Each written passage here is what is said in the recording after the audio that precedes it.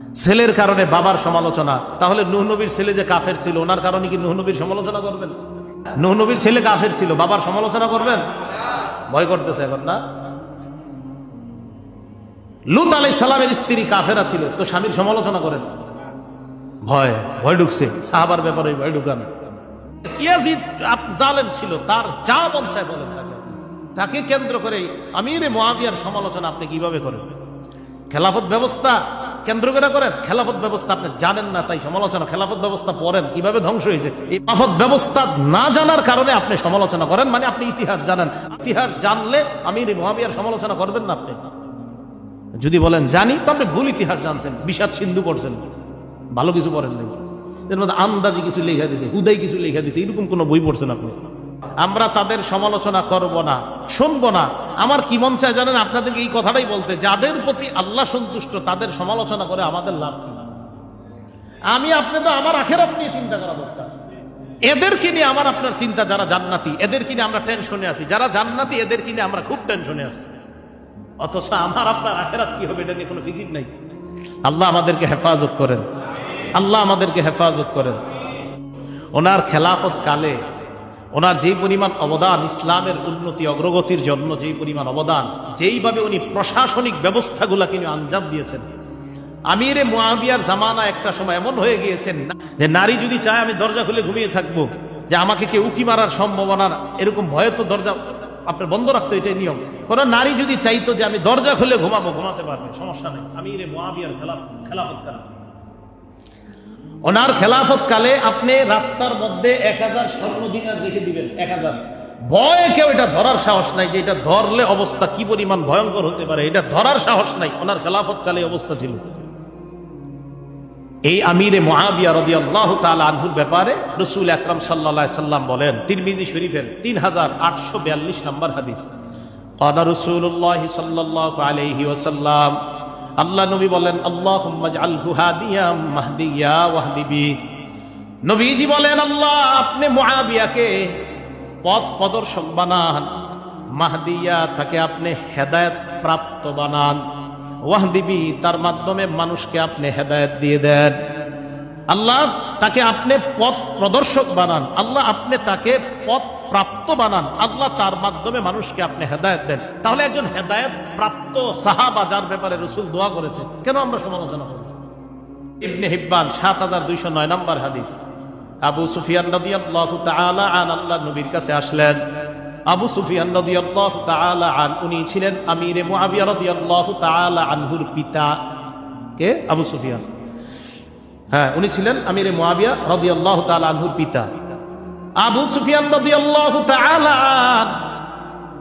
আল্লাহ রাসূলের কাছে আসলেন, আসার পর আবেদন জানাইলেন, ইয়া রাসূলুল্লাহ আপনার কাছে 3টা আবেদন, 3টার মধ্যে একটা আবেদন ছিল এই, 3টাই নবী কবুল করেছেন। এর মধ্যে একটা আবেদন এই, তাজআলুহু কাতিবান বাইনা ইয়াদাইক, আপনি আমার সন্তান মুআবিয়াকে আপনার লেখক বানান। কি বানান? লেখক। এখন এখান থেকে প্রশ্ন, তো লেখক বানাইতে গেছে, ওহির লেখক বানাইতে তো আর বলেন, উনি লেখক বলছে, ওহির লেখক, এটার প্রমাণ আছে? হ্যাঁ, এটারও প্রমাণ আছে। তারিখুল ইসলাম ইমাম যাহাবির লেখা রহমতুল্লাহি আলাইহি 4 নম্বর খণ্ড 309 নম্বর পৃষ্ঠা, হাদিসের মান সহিহ, হাসান না সহিহ মান। আর আব্দুল্লাহ ইবনে আব্বাস রাদিয়াল্লাহু তাআলা আনহুমা قال, আব্দুল্লাহ ইবনে আব্বাস রাদিয়াল্লাহু তাআলা আনহুমার বর্ণনা, তিনি বলেন, কুনতু আলআবু, আমি খেলাধুলা করতেছিলাম, ফাদাআনি রাসূলুল্লাহ সাল্লাল্লাহু আলাইহি ওয়াসাল্লাম, আমাকে আল্লাহর নবী ডাক দিলেন। ডাক দেওয়ার পর বললেন, উদউলি মুআবিয়া, এই তুমি একটু মুআবিয়াকে আমার কাছে ডেকে আনো। হাদিসের শেষে আছে, ওয়া কানা ইয়াকতুবুল ওয়াহইয়া, আমিরে মুআবিয়া ওহী লিপিবদ্ধ করতেন।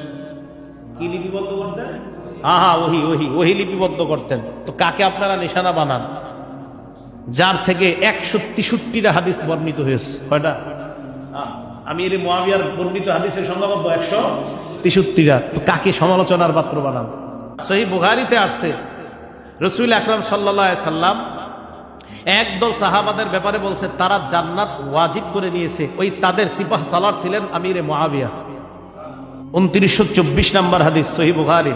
ক্বালা রাসূলুল্লাহ সাল্লাল্লাহু আলাইহি ওয়াসাল্লাম, আউয়ালু জাইশিম মিন উম্মতি ইয়াগযুনাল বাহরা ক্বাদ আওজাবু, আল্লাহ রসুল বলেন, আমার উম্মতের যেই দলটা সর্বপ্রথম নৌপথে যুদ্ধ করবে, পানি পথে যুদ্ধ করবে, তারা আল্লাহর জান্নাত ওয়াজিব করে নিয়েছে। এই নৌপথে যুদ্ধের সর্বপ্রথম সিপাহ সালার যিনি ছিলেন, তিনি আমিরে মুআবিয়া রাদিয়াল্লাহু তাআলা। একজন জান্নাত ওয়াজিব যে সাহাবার উপরে, তার সমালোচনা কেন করব? আমি আপনি আমার টেনশন করেন যে আমি জান্নাতে যাইতে পারবো কিনা। ভাই নিজেদের টেনশন করেন। সহিহ বুখারীর বর্ণনা 3765 নাম্বার হাদিস।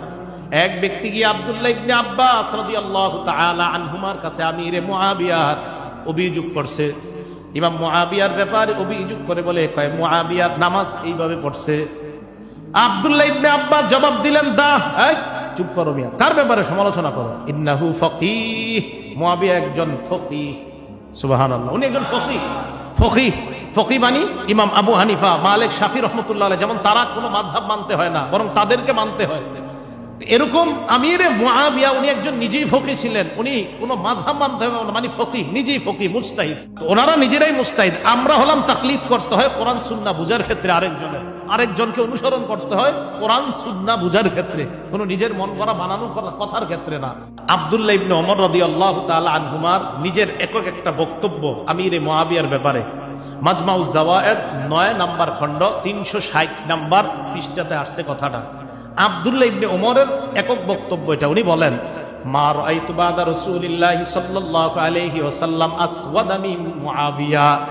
আল্লাহর নবীর পরে নেতৃত্বের গুণাবলীতে সারা পৃথিবীর মধ্যে সুন্দর নেতৃত্ব দান করার ক্ষেত্রে আমি মুআবিয়ার চাইতে এত অধিক সুন্দর নেতৃত্ব আর দেখি নাই।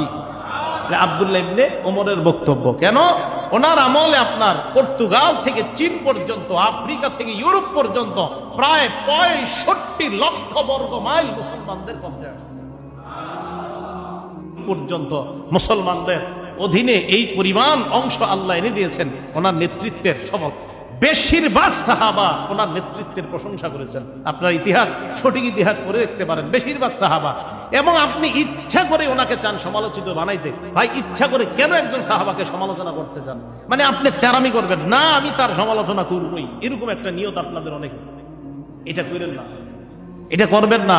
যেখানে সাহাবায়ে কেরাম তার নেতৃত্ব গুণে মুগ্ধ, সাহাবায়ে কেরাম তার নেতৃত্বের ব্যাপারে বলেছেন যে নেতৃত্ব দানে তিনি অনেক আমানতদারী ছিলেন, যে সাহাবায়ে কেরাম বলেছেন, তো সেখানে আমি আপনি কেন তার সমালোচনা করব? মুসল্লি হিসাবে আপনাদের কাছে আমার আবদার, মেহেরবানি করে আল্লাহ রসুলের কোন সাহাবাকে আমরা নিশানা বানাবো না।